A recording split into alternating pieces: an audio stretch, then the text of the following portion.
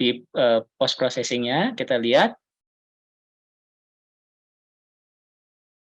Ya, kurang lebih ini ya mungkin dari definisi daripada boundary condition yang kita berikan tadi, kita bisa lihat pada bagian atas ekstrimnya ini dia mengalami penyusutan akibat pemberian tekanan ya. Berarti memang desain daripada silo khususnya pada bagian atap itu juga tidak bisa sembarangan gitu ya. Jadi kan kalau mungkin di awal tadi kita bisa lihat bahwa desainnya itu kan sedikit agak mengerucut gitu ya. Dan kita bisa lihat di sini, oh ternyata proses pembebanannya seperti ini. Kemudian kita bisa melihat juga terkait deformasi dan distribusi stres yang terjadi yang tadi kita sebutkan di awal apa saja yang kita perlu cari. Jadi pertama kita bisa hilangkan dulu di sini itu terkait bebannya ya. Jadi ini terlalu banyak beban di sini. Kita bisa, nah supaya lebih enak dilihat. Dan kita pun kalau tadi ini mungkin kelihatannya ini ekstrim sekali ya apa namanya distribusi daripada deformasinya. Kita bisa memperlihat dia kalau dalam true scaling seberapa besar sih. Dan ternyata tidak cukup besar ya.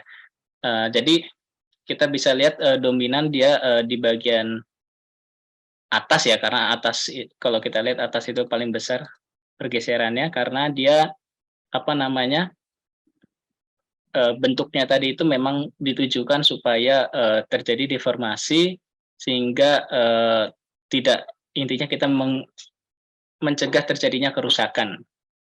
Tapi kalau kita misalkan mau lihat terkait processing-nya ya. Ya.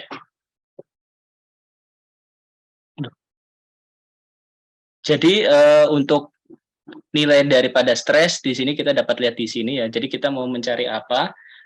Misalkan untuk mencari displacement yang terjadi, kita bisa lihat tadi memang tujuan kita adalah permukaan atas itu dia bisa turun. Harapannya kita buat kerucut itu agar kalau dia hanya datar saja kan artinya dia terjadi perubahan apa namanya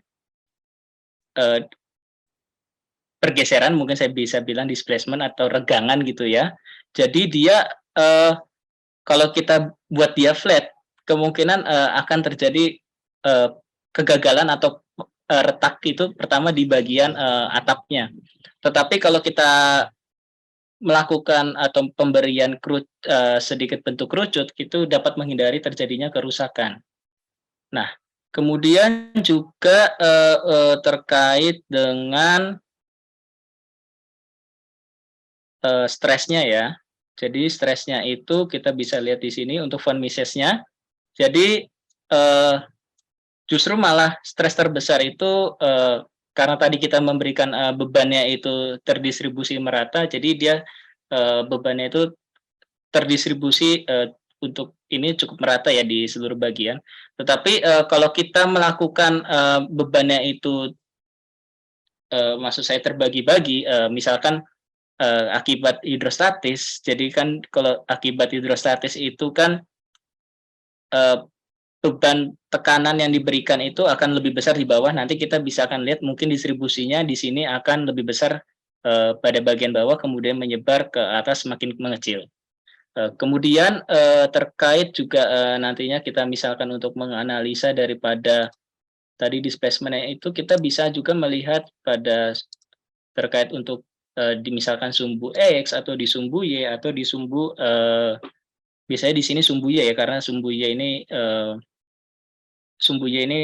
sebenarnya kecil ya. Jadi kalau paling besar itu ke arah sumber sumbu maksud saya radialnya gitu.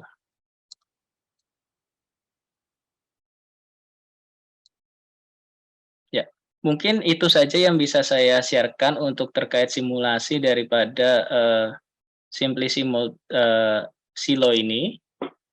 Selanjutnya untuk waktu dan tempat saya berikan kepada moderator. Terima kasih.